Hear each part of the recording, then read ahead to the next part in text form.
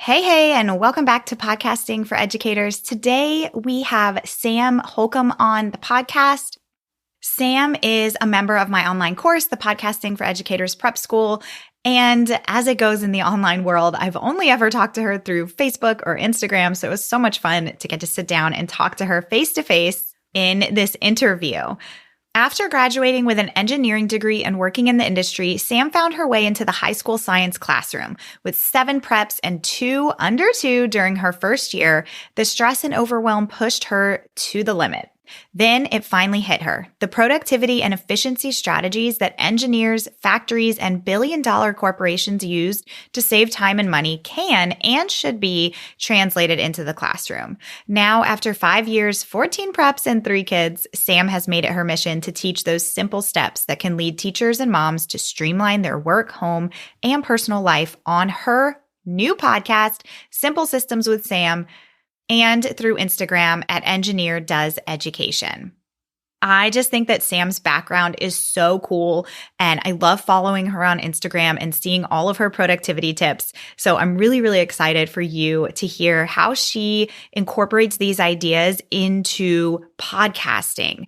So she's going to tell us a little bit about her experience with her podcast so far, but she's also going to talk a lot about systems and productivity. She gives us some really great insight as to how we can begin incorporating our podcast tasks into our daily routines so that it doesn't feel so stressful and overwhelming. I know this is going to be a topic that's going to be really helpful for all of us because I think at one time or another, we all feel a little bit overwhelmed with all of the things that it takes to keep up with our shows. Alrighty, let's go ahead and meet Sam.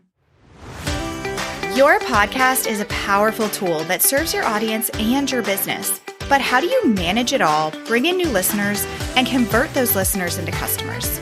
That's what this show is all about. Welcome to Podcasting for Educators. I'm Sarah Whitaker, classroom teacher turned podcast manager, and I'm here to help you get the most out of your show, all while making an impact on other educators. All right, Sam, welcome to the podcast. We had some technical difficulties, but we are good to go now. I'm so excited to have you here. I'm excited to finally be here. That was fun. I love a good challenge. It never hurts to just challenge your brain a little bit farther than it has before. Exactly. We got our brain challenge before we even started our conversation. You're on your third device is what did the trick. And now we can finally see each other on video. So it all worked out. And it's always so much better to see each other on video because otherwise it feels weird. Yeah, I totally agree. Yeah, Sam's video wasn't working and I turned our video off for a second and said, oh, well, maybe we'll just do audio. And it felt really weird. Yeah. You're just looking at a blank computer screen. So we got it all figured out. So I am super excited to talk with you today. We're going to be talking about all kinds of stuff, podcasting, systems, productivity, so many good topics that I know people are going to be really excited to hear about. But before we jump into that, I'd love for you to give us just a little bit of your background, how you, where you started out in your career, how you transitioned to education, all of that good stuff. Yeah, so I'm a pretty classic don't worry about what you want to be when you grow up because it'll change. I even was telling some of my students this morning that my junior year of high school, I swore I was going to be a fashion designer. And then I ended up going to a pretty strictly engineering school in the middle of Rolla, getting an engineering degree. And I worked in engineering as a sales applications and quality engineer for some multi-billion-dollar companies doing a lot of really random things. But it was very interesting. And then I moved to deep South Illinois and there nobody needed my job. So I was actually an assistant manager at a Target for a bit. That was quite an experience. And then I transitioned into teaching. It took a long time because it was 5 years of me trying to transition into education and people still, and I don't think it's still figured out very well, but the alternate licensing is just kind of bananas. So I have now been teaching for 5 years after making the transition over from the corporate world. And in those 5 years, I have taught now 14 different classes. Oh my gosh. It's been a lot. So I Wow. like to joke that they're going to run out of things for me to teach. However, I do know that I will be picking up one new class each of the next 2 years as well. So it's going to be very Wow. interesting. And then I told them after that, they're never allowed to make me teach something like anatomy. Like I can't take on I anymore. feel like My you brain should can't get do it. first dibs. You should get first dibs on like exactly what you want to teach every Yeah. year. Is this all at the same school? You've taught that many classes? So I started in a small private school. So my first year where I literally knew nothing, I had been substitute teaching for like 6 months. I was hired in with no clue what a lesson plan was, and I had 7 preps. So I had to teach all of the math and science for the middle school. There was only 3 middle school teachers in total. And then I went to high school, and I was my own long-term sub for 4 months while my regional office literally found, they're like, this is a loophole that the state hasn't closed yet. Can you do this now? And so I went through this crazy loophole to get licensed, and I have so many certifications that they just keep throwing things at me. And what's funny is the thing that I taught them most of when I was in Illinois at my first high school, I am technically not endorsed in that. So they had to keep feeding me all these other classes because I was endorsed in those. So I taught a majority of my classes in those subjects. And so I've moved around. This is my 4th school in 5 years, which doesn't sound great on paper, but it's always been a move that has been perfect for my family and what we've needed. And now we are settled in. I live a mile and a half from my high school, and my kids are so excited to be in my class one day. And so we're locked and loaded into this one space, and I am ready to settle down into it. Oh, wow. So all of that change has paid off, and you're finally like in a place where you want to be. Are you like somebody who's good with change? Like, are you kind of like go with the flow, or does that stress you out having had that many changes? I've always been the type of person where I kind of when I get stressed, I put aside emotions and I put like business face on, and I just get things done. Yeah. So in any time of high stress, like people look at me and they're like, are you sure you're okay? Do you need to process that? I was like, I need to email this person. I need to go do this. I need to pick this up. I need to go make this. Like, I will just start getting things done. So the more stressed out I am, the more productive I am, which is then weird because my entire thing is trying to reduce your stress so you can be productive. Yeah. Yeah. Well, hey, real life. And I feel like I'm actually kind of like that too. It's like, it's one of those things where you just have to, like you said, put your face on, get done what needs to be done. And then later you look back and you're like, whoa, that was a lot. Well, what actually just happened? Okay. Yeah, exactly. How did I get here? Okay. Now tell us, so when did you start your business? Like, did you start on TPT? Because you also have an Etsy store too, right? Yeah. So in my transition and trying to figure everything out, I am naturally a very creative person, and being an engineer, I always needed to have some sort of creative release. So I had an Etsy store for a while. It used to be Mama Bear's Crafty Cave. And I was just in my house driving my husband nuts with all my craft supplies everywhere. And I'm like, don't worry, I just ordered another 17 rolls of vinyl. Like, it'll be fine. I'm going to make it big on Etsy. And that didn't ever happen. So when I started teaching, I saw the world of like Teachergram, and I was like, you know what? I just want to feel a part of it because I didn't come from the world of education.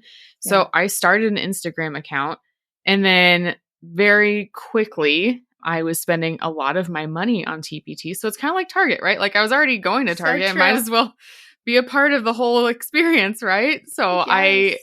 I think my very first product that I put up was like 6 months into my teaching career.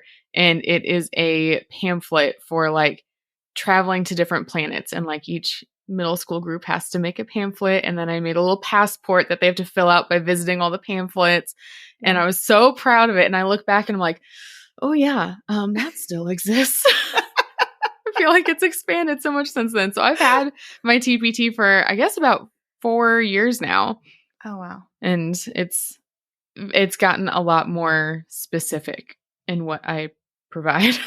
which is not middle school pamphlet projects anymore. I feel like everybody says that about like the first things that they create. They like look back and cringe. Yeah. Like I love it and people still use it and I know it's useful, but like knowing what I try to put out there now and like the type of product that I try to provide, I don't like one-use items. It drives me nuts because that's not something that's going to be useful past that one thing. And teaching 16 classes in 6 years, as I will have in a couple of years, I could never carry things from year to year.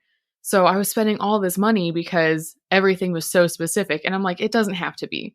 Like I have carried now the same movie worksheet from 3 schools and in 7 different types of classrooms, and I can use it in every single one of them. So why don't we all just do that? Make it general enough that it can work and it can last and it doesn't have to be assigned to something very specific in a topic. Yeah, no, that's so smart. Now, why? So like when did the idea of, because you do have a podcast and I'd love to talk about that. So when did the idea of starting a podcast come about? So I am an Enneagram 5 wing 6. What is that? What is the Enneagram 5?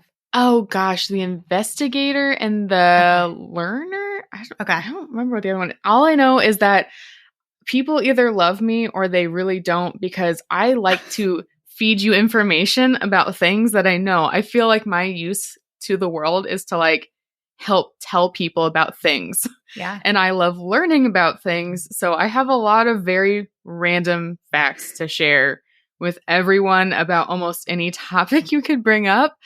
And so I was on Instagram and I just kind of tell everybody everything that's going on. And so when I was thinking about some of the stories that I would have in like these huge, long days of trying to explain a system that I was putting in place in my classroom, or like how I can create a subbinder one time for the entire year and never have to prep a single day that I'm out ever again, like that is more than you could fit into story bubbles and like give everything that you need. And so I had been tossing around the idea. I tried the YouTube thing. YouTube is not for me. I prefer to kind of hide behind the blank screen and be like in my pajamas and just talk and just chat. And I don't need people telling me I don't know how to do my makeup because that's fine with me. I am who I am. So you don't need people commenting on your stuff when all you're trying to do is put out helpful content to people. Yeah, just hear my ideas. Ignore the rest of it. And so the podcast was great because I had been thinking about it for forever. It's like, if I could just chat with people and be like, okay, here is what you need to know to help fix this problem or work towards a better solution for this problem. And so while I'd been tossing around the idea for a while, I don't remember how, but somehow there's this little account tagged in somebody's story called Podcasting for Educators. It's like, weird. That sounds very specific to what I want to do. And so I started following you. And it was, I think, maybe a month before you launched prep school. And so I was like, well, I'm doing that. It's like everything's aligning. People are telling me what to do, how to get there. Here's your sign. Now I've just got to do it. I know that I first learned about you through Rebecca Joyner because you were, were you her first guest? Yes. On her podcast? I think you were. I was on the floor of my closet at the time, hiding my husband's dirty laundry basket behind me. Just in case. That's amazing. I have loved following Rebecca for so long and I've used so much of her stuff. And so her podcast came out. I was like, well, that's going to be added to my list. Yeah. And I just loved podcasting with her. And I used that as an excuse to buy a microphone and to buy some headphones. And I told my husband, like, ignore these Amazon packages. It'll become something. You don't unlike see the anything. Vinyl. Yeah, nothing is happening here. I'm just going to go lock myself in the closet. If you could just be quiet for like 30 minutes, that'd be great. Yep. Yeah, I know. I kicked my husband upstairs because we moved into this house and my office is on the main floor and it doesn't have a door. And I said, I want a door. Like it was an option to get a door. And he was like, no, because it'll look so much more nice and open if we don't have the door to close it in. And every time I'm like, don't you wish I had a door? Don't you wish I had a door? Wouldn't it be I wish nice I if I had a could just door. close you out of here? Exactly. Then you wouldn't have to be shoved upstairs. But yeah, I first heard about you on Rebecca's podcast, and I just remember like loving hearing your story. And I love how both of you, like in different ways, have this overlapping theme of productivity. And I think you both just like have such great advice to share. So tell us a little bit more about what your podcast is called, who it's for, what kind of topics you cover on your show. So my podcast is called Simple Systems with Sam. And we went through a lot of different names. I pulled people on Instagram, and that's the one my husband came up with. And I was like, meh, it's okay. And then that's the one the people decided. So that's where we're at. And the whole idea is that taking my engineering background, my degree was in project management and efficiency within large scale engineering projects, and then also at the factory level. And I just realized after midway through my first year where I was drowning with 7 preps, a 2-year-old, a 2-month-old, and like literally no sleep. It's like there has to be a better way. And so I finally clicked and said these two things don't have to be separate. Like teaching can be run like a multi-billion-dollar corporation. And if we can just implement a bunch of those ideas, then we're going to be able to streamline the same way that a company does. And all their entire goal in a company is to save you time and money. And so why can't we do that for ourselves? So I had been taking those ideas, but I wanted the podcast to have a little bit more of an oomph to it. I didn't want it to feel like if you are in a secondary science classroom teaching physics, here is the one step that you can do right now. I wanted it to be this idea is simple and it can be applied to any part of your life. So as a mom of 3 kids, 5 and under, and then also having all these changes at school, and then also trying to maintain and control a personal life that is small, but it is there. I wanted to make sure that I was sharing ways that these ideas are not just stuck in one place. They can be spread to all of it. So every week I introduce what I call the simple step. And it's just an idea to think about or a really simple thing to put into action that will help you create a system of efficiency and productivity in your day. But we're not adding to your task list because that defeats the purpose. If you're trying to be efficient and productive, you're not trying to make more tasks to add on. You're trying to save the time that you have and add to the bonus time at the end of the day. So we're trying to do that in all aspects of your life and ignore the fact that like sometimes we compartmentalize what can only be done here and here. It can apply everywhere. Yes. Oh my gosh. I love that. I love this topic, and I'm like so excited to kind of dive into this a little bit more and hear some of your tips, because I mean, I think we all feel like so limited on time and so unsure of like how to balance everything. It can all feel just like super overwhelming. So having those practical things that we can think about and strategies that we can take through every aspect of our life is huge. And I just think it's so cool that you got that experience from corporate world and was able to take what you've learned and what you experienced and bring it into teaching and to mom life and all of that. And what I'd love to hear is how you use and how any of us can use what you know about systems when it comes to streamlining something as big as a podcast. So I know that for me and for a lot of people, I feel like in the prep school and in the Facebook group, we were all worried about like, how does this mold into the little bit of time that we have as teachers and as people who have things to do after school hours, and hopefully it's not grading, then like where do all these things fit? Because it's not that a podcast is small, and it's not like you can just bing, bang, boom it out and then hope for the best. Like there is work that's involved in it, but we do it because we know that we want to share information. So how can we add it in? And I think the easiest thing to do is you have to take a small bite at a time and build it into your schedule. So when I looked at prep school and I saw, okay, very clearly laid out, here is step 1, 2, 3, and 4 of what I need to do for this podcast, then where can I build this into my routine? What is going to be like the most efficient way to do it, but also what isn't going to feel crazy overwhelming. And it doesn't all have, this is what people don't like to hear, but it doesn't all have to happen at once.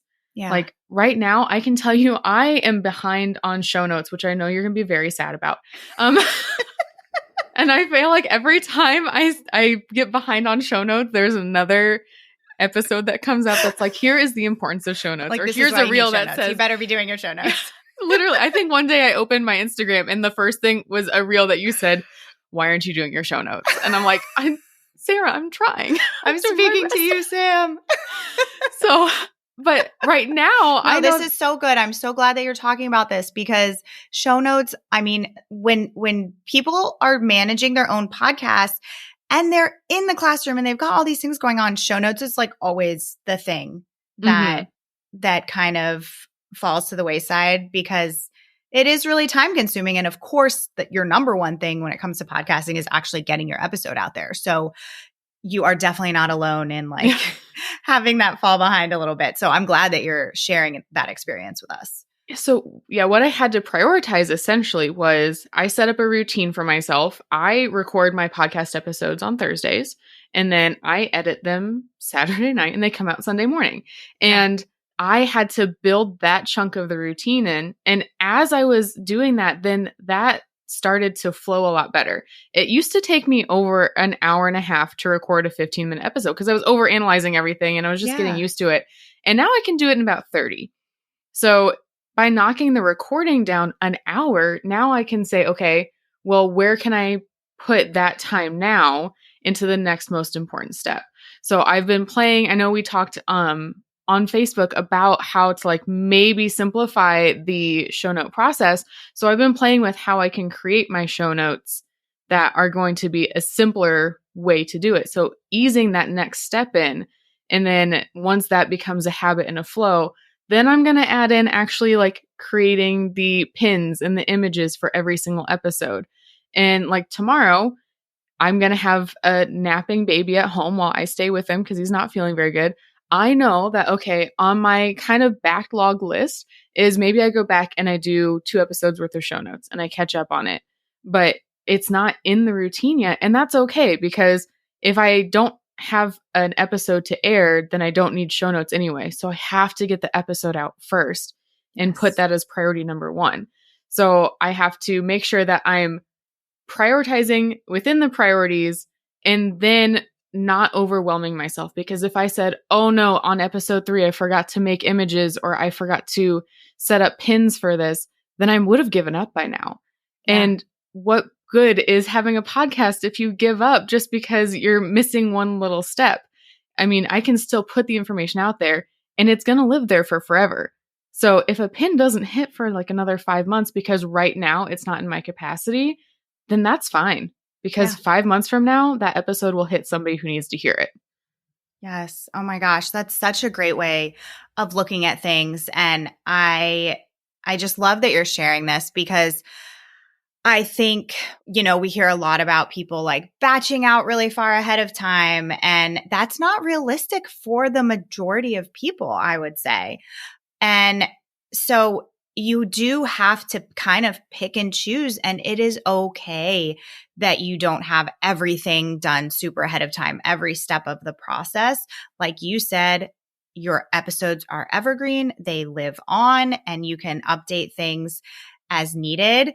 And for anybody who's listening who maybe hasn't started their podcast yet, I think this is a really important conversation to hear because putting a podcast out and like doing it quote unquote right is not an easy process. It takes time and it's not just like, here is step A, B, C, and D. Like I can give you a big umbrella of like the main steps, but you have to take that and work that into your own routine. Everybody's schedule looks different. Everybody's routine looks different. And there's a learning curve. You have to give yourself some time to figure out how to realistically put it into your routine long term, like Sam is talking about, because that is where you see success. Because what often happens with so many people is they start their show and they have no idea of what a time commitment it's going to be. And so they just kind of stop everything versus what Sam is saying of, okay, well, I can't do everything every single week right now yet. So I'm going to do the big main things that I know need to get done and that are a priority. And then later I'll build in all of these other things. So I just think that that's so important for all of us to hear. All right, podcasters, you know how many details come with producing just a single episode, and using the right tools is the key to creating high quality episodes in the most efficient way possible. One of my absolute favorite tools I use is Zencastr. I have tried so many different platforms for recording my guest interviews, and Zencastr is the one I've stuck with for so many reasons. It always gives me the highest quality audio because there is nothing worse than recording an episode that you can't use because of bad quality.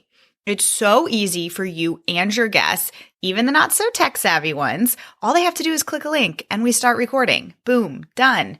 Plus, the video is crystal clear so you can repurpose your solo and your guest episodes on social media and on YouTube. Oh, and it gives you a transcript of your episodes. You can go to zencastr.com/pricing and use my code EDUCATORS. You'll get 30% off your first 3 months of Zencastr Professional. I want you to have the same easy experiences I do for all of my podcasting and content needs. It's time to share your story. So go to zencastr.com/pricing. That's ZENCASTR.com/pricing and use my code EDUCATORS for 30% off. That's EDUCATORS, all lowercase letters. The link will also be in the show notes.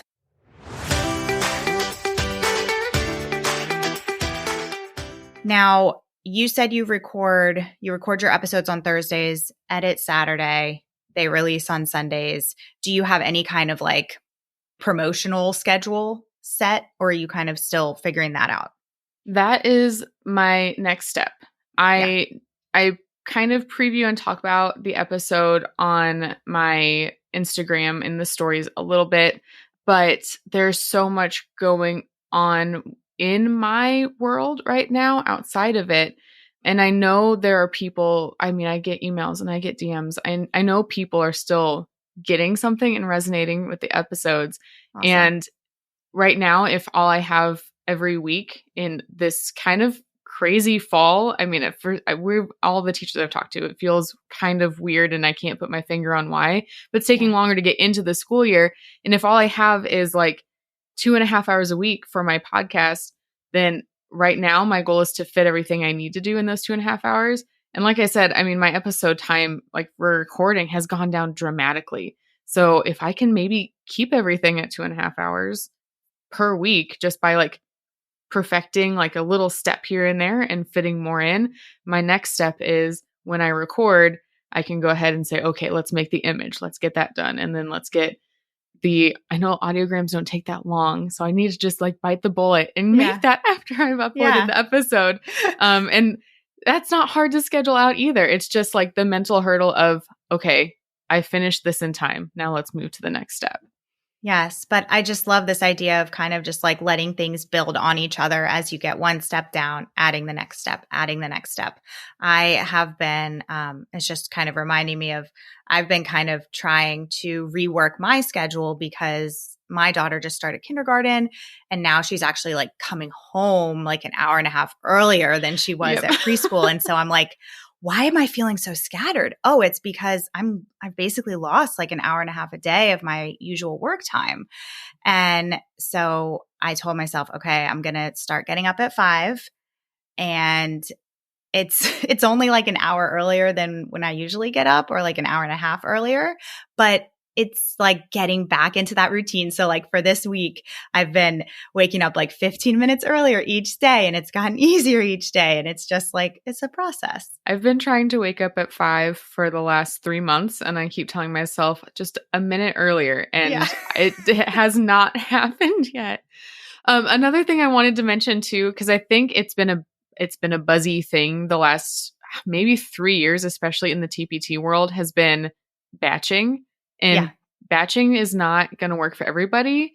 And I don't think that it's good to batch something you're new at, because you have to figure out all kind of the kinks and bugs and stuff. And if I were to sit in the first week that I started my podcast and record like 7 episodes, what if I did something completely wrong in the first 2, 3, and it lasted through all 7? And that's now almost 2 months of episodes that I'm messed up. Also, I cannot talk that long. I've just decided that about myself. It just does not work. And then like show notes. What if halfway through I realize, oh, I'd rather format it this way, or I'd rather upload links this way. And if I've batched them out without kind of knowing what works for me, it's not helping anybody. In fact, it's just going to add way more time to my own plate. So I am not a batching person. I know some people love it and thrive by it, but if it's not for you, it's not for you. And that is not anything you have to worry about. It is not the end all be all of getting stuff done.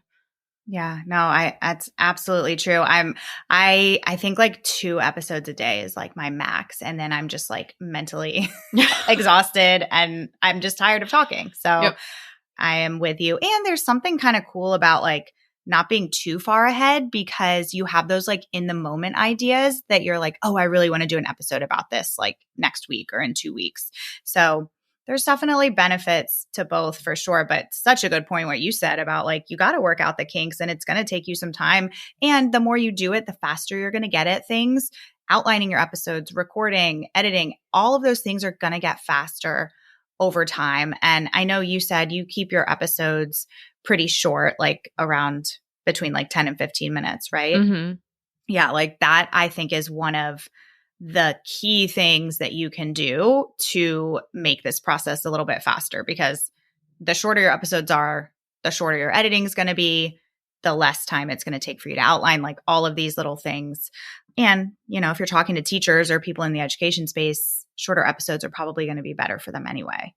Yeah. And it's a great way to introduce yourself to people. Like people are willing to stick around for 10 minutes, but if your first couple episodes are an hour, I don't know if I could listen to myself talk for an hour. Yeah. That's hard for me to do. And I have to do it all day at school. And I'm not sure anybody else is listening. So. Oh my gosh. Yeah, no, definitely not after a whole day at school. And I don't think I could ever do like an hour-long solo episode. No way. Yeah. I don't know. I go in phases with guest episodes. I'm like, okay, I'm going to keep this at 25 minutes. But then you start talking and it's like, it's so hard to keep your guest episode short, but it is what it is. Okay. Let's talk a little bit more about productivity. What are like, do you have like a top productivity tip that we haven't talked about? Yeah. So I'd say there are 2 kind of mantras I've been living by a lot in the last year. And the first one I made a reel about a couple of weeks ago, and people are like, oh my gosh, that's so catchy. I was like, I know, right? I thought of it. It was great. But it's distract the distraction. Yes, so, I've heard you say that. Yeah. When you need to get something done, there are several things that you are going to distract yourself with. Most of all, your phone.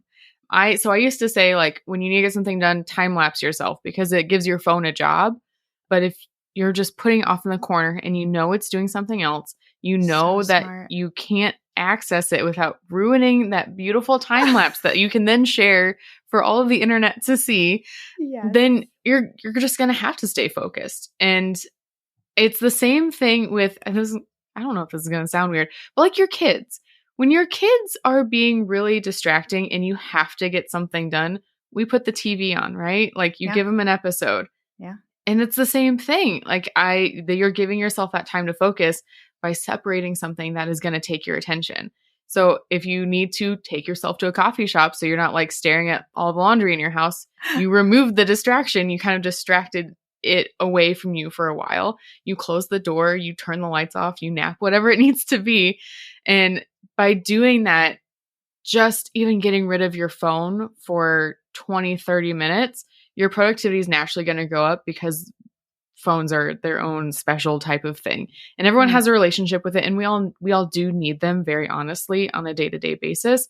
But learning to remove it from your regular schedule work is, I think, a skill that I'm trying to teach even to my high schoolers. Like, it's okay to not have your phone during class. And it's the same with us. If we're trying to work on something, it's okay to not have your phone with you so that you can do something else. And then the other one is, I've I've become sort of obsessed with this idea of minimalism in the last year and a half. Now, am I a minimalist? No, I literally have a box of totes sitting right by my feet, empty, just waiting for something to go in them because I'm not ready to part with them yet. But it's the idea that when you are overwhelmed by something, there needs to be less of it.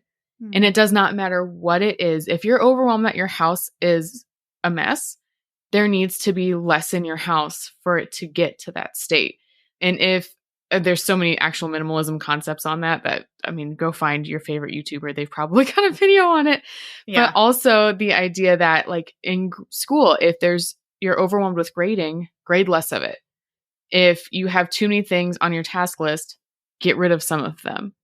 If you are overwhelmed, then you need to have less of whatever it is. And if you're overwhelmed that you are putting on too much weight, like me, then you probably don't need your husband to go buy you the ice cream pint that's in the freezer and have that there. It works for everything. Oh my god. We're trying to talk universal truths here. You eat that ice cream. Oh, I had a cookie earlier from Chick-fil-A, so I'm good tonight. Oh, yum. Was it like nice and warm? It was good. And it was for the band boosters. So it was for the kids. Oh, it's for a good cause. It's for the kids. For the kids. Oh my gosh. Now, okay, I have always wanted to be a minimalist, and I fail miserably every time I try. But one day, and one of my goals is to just like, I think everybody just has too much stuff in their house, especially if you have kids. Like the toys are out of control. Now, do you have that perspective with like as a business owner?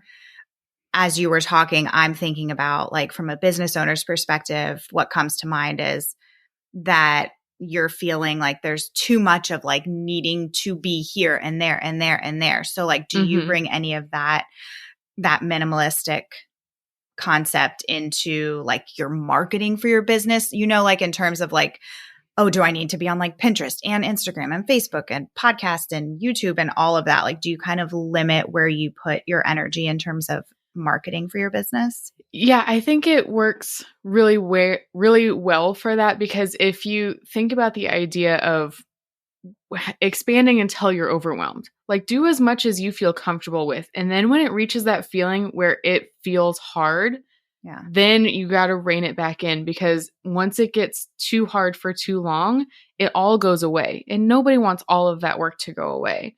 So for me right now, my focus has been on honestly the podcast and building that, because I know in the back of my head, I'm also building a course out.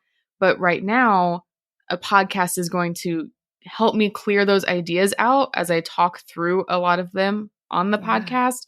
And then I also know that it's doing its own marketing for me in the long run.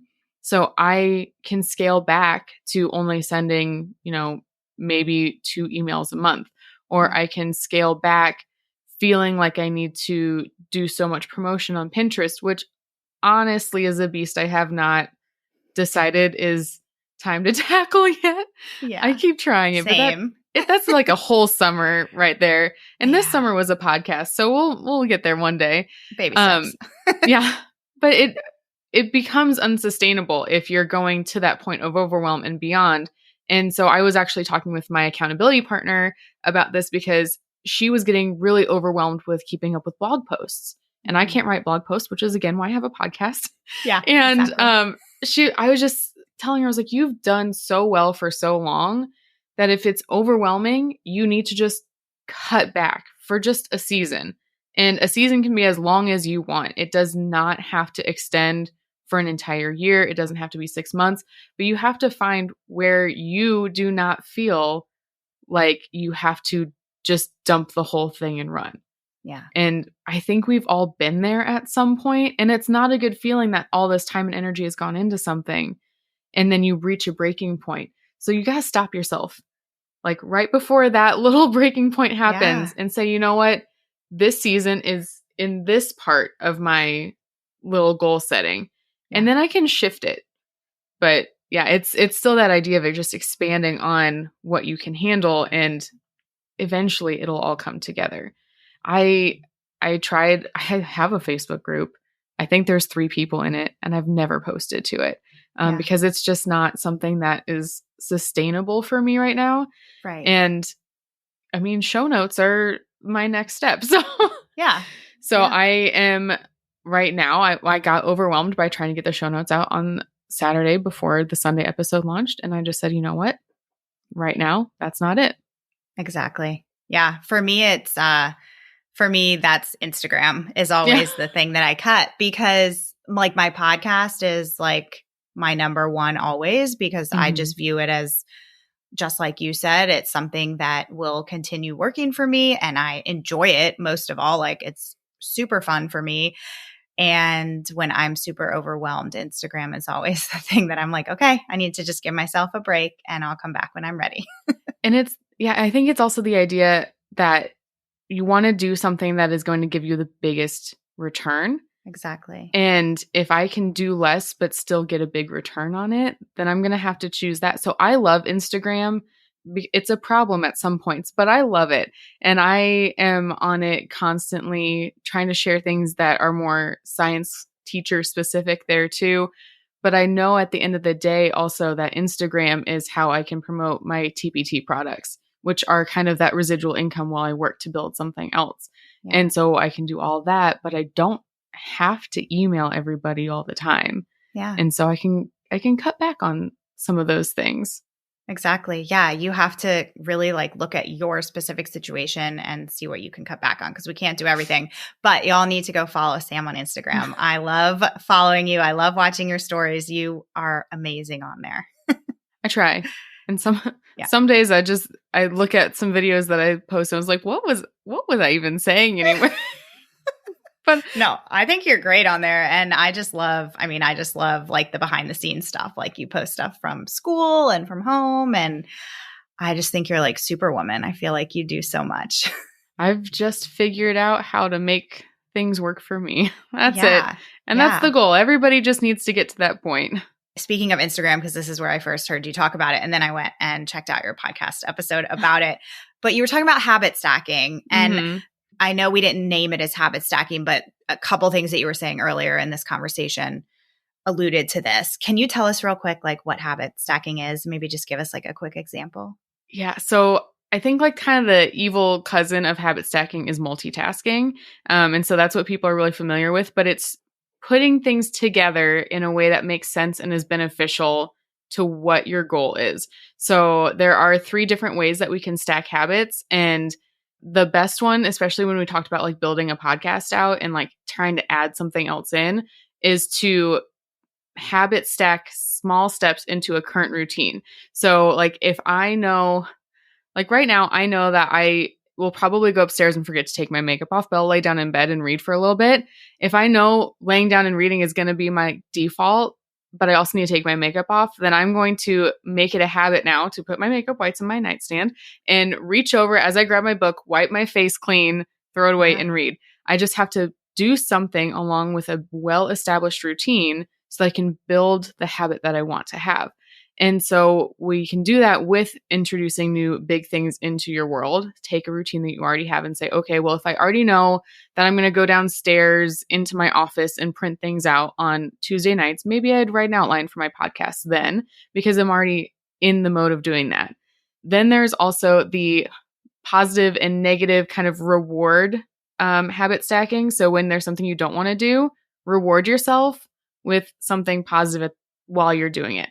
So I hate laundry. I actually have 2 loads of laundry that I've separated out into all of the different piles on my floor in my bedroom. My husband will be very glad when I get those put away, but it's just, I don't know what it is. I just physically can't handle putting them on the hanger every single time I need to. But if I only let myself watch certain shows or listen to certain things while I do my laundry, then I'm going to like feel like I have to do it so that I can get that little reward at the end. Oh, and I do that. We do that with students all the time. And I don't think we do it as well with ourselves. Like, okay, if you get to this problem, you can have a brain break, or you get here and I'll give you a piece of candy. It can be the same thing. And then the other one is the kind of mutual low focus tasks. When you are doing something that doesn't require a lot of your energy, but has to get done, like washing the dishes or even driving in your car, you can add another low focus activity in so that you're maximizing your time. So I will put Marco Polo on my phone while I'm driving, and I'll just listen to what my friends are saying, or I'll send a message back to them real quick, because no, we're not actually looking at what we look like when we're on the camera. So it's just hearing what they're saying. And one of my students was saying this the other day. He's like, yeah, I was watching Breaking Bad last night and I probably should have been doing my homework, but I was folding laundry at the same time. I was like, you were doing two low focus activities, right? Like you knew you couldn't do homework and watch Breaking Bad, but you knew you could fold your laundry and do it. And so you were making the most of your time and getting a lot done in the exact same time. And so there are 3 different ways we can do that are just going to expand what you're capable of and not add too much more to your plate, but make you feel really good at the same time. Oh, yeah, definitely. I love all of those things. And I'm trying to think if you are somebody who hasn't started show notes for your podcast yet, you could at least make a template for thumbnails for your show notes and sit and update those as you're watching TV. And even the idea of, okay, well, if I already know that I have to wait for my episode to get worked on and auphonicked and all the things. Yeah. And transcribed and all those things, I'm waiting at my computer for that to happen. So what can I do while I'm waiting? I could pull out my phone, which is honestly what I've been doing lately, or I could go to Canva real quick and make myself an image in 2 minutes, download it, drop it into the Google file, and be done. That's exactly what I do when I'm waiting for my episodes to be going through a phonic or whatever, or through transcription. I'm on Canva making the graphics for that episode. So that's perfect. Sam, I have 2 questions for you, but before we get into those, is there anything else that you can think of that we didn't cover that you'd like to add? Oh man, I could talk about so this all day, which is why I have a podcast on it, right? Yeah. That's the point. If you can talk about it continuously, why not just put out some shows on it and see how people react? But I think that the biggest thing is, no matter what season you're in right now, there can always be something that makes your life just a little bit easier, and it doesn't have to be difficult to get there. And so if you just look at the problem that you have and kind of tackle the most basic thing, you're going to see a huge world of change, which is why we introduce simple steps every week on the podcast. A simple step can take you a really big way, and you don't have to implement all of them. Not everything is for everybody, but it gives you an idea of how you can think and how you can reassess what is going on to make your life feel better. And it always can. I don't think anybody has ever said, oh no, I'm the happiest I could ever possibly be in my entire life. We can always inch towards that, and we can always feel good, but why not try a little harder to get there without putting in any effort? Yeah, absolutely. While you are talking about the strategies that you give on your podcast, tell us real quick, where we can find your podcast and listen, your website, all of that good stuff. Yeah. So the website is engineerdoeseducation.com, on Instagram at engineerdoeseducation, or Simple Systems with Sam podcast. If you're nah, I don't really need the fun behind the scenes stories, that's totally fine. And then on the podcast, you can find me everywhere. I hope that's what I hope my host is doing for me. Yep. At Simple Systems with Sam. And I just hope that you pick an episode that you think is going to resonate with you and see if a simple step can help. Perfect. And I will link everything in the show notes. Did you have a freebie as well? Oh, yeah. We didn't talk about the thing that I was thinking of, but I have actually a to-do list simplifier handout that I can send you. So it's 5 simple steps to simplify your to-do list and make it feel less overwhelming. And it lays out exactly how to look at it and what things you don't have to worry about. Perfect. So I will get all of those links for you all in the show notes so you can go check those out.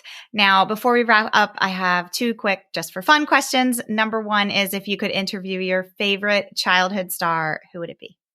So every time you ask this on the episode, I'm like, oh man, this is such an easy question. And then I thought about it. I was like, I don't really know. But it came down to Hillary Duff. Oh, yeah. I was a huge Lizzie McGuire fan, and I don't know how they pulled off the fashion they did, but I also love the longevity of her career. And I feel like it takes a very special and very well-grounded person to do that. And I could probably in some points be more well-grounded myself. So I'd love to talk to her. That's a great word to describe her. Did you see her photos on the Women's Health magazine a few months ago? I'm like, dang, girl. Yep. I'm good for her. Yeah. Amazing. Wasn't she the one in the whole TV show about being... No, she wasn't in Younger. Did you ever watch Younger? Yeah, that's what I was thinking of. Yeah, and it's like, she did not good. look like she had to be in that older category. Like, she could have probably passed as a college kid in any other movie and been fine. Yes. Oh, that's such a good show. And then number 2, this should be a pretty easy one. Do you have any favorite podcasts right now for business or for fun? Yes. A million of them. I listen to podcasts on double speed, so I get a ton in. My toxic trait is I have to listen to a podcast. You're one of those people. I don't think I could do that. I have a reputation at my school because they heard me listening to them on double speed, and one of the other teacher's daughters walked by and went in and asked her dad, like, does she speak English? Because she thought I was listening to something in another language. And I was like, no, I'm just listening to an audiobook on the periodic table. So yeah, it totally sounds normal. real weird. Wait, do you edit your podcast on double speed? That would make things a lot faster. I can't do that because I am very picky about breaths. And so like if I did that, it would drive me nuts because I feel like I'd have to listen to it 7 times to make sure I got them all. Okay. But the nice thing is it being so short, like it doesn't take too long to edit. Yeah. Especially if that's all I'm really focusing on. Yeah. But I do, so regularly I listen to the Sharon Says So podcast, which she just rebranded as, and then things got interesting.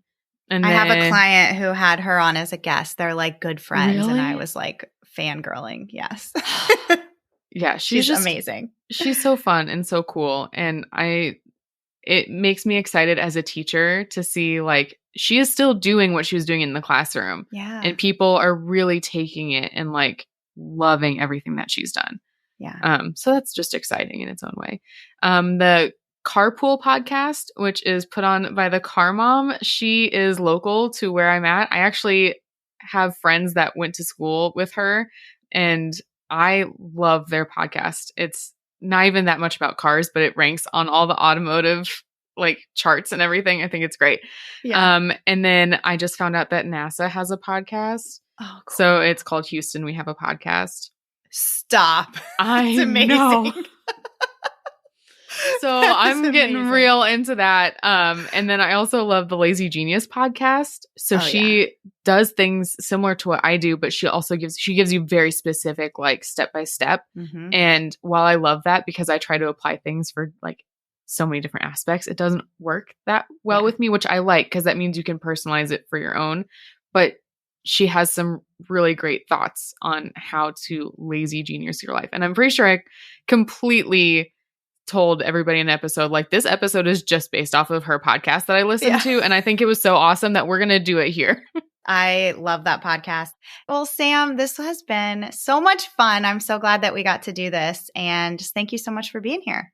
Yeah, thanks for hanging out with me during all the computer changes and figuring everything out. Just goes to show you, growth mindset is worth its weight in gold. You just got to keep going. Absolutely. Yeah, no problem at all. I'm just glad that we got it figured out and that we could do this. Thanks so much for listening to today's episode. To keep this conversation going, connect with me on Instagram at Podcasting for Educators. I'm always looking for an excuse to talk about podcasting. If you're looking for support in launching, managing, or growing your podcast, check out my online course, the Podcasting for Educators Prep School, at podcastingforeducators.com/prep school. I'll see you here next time.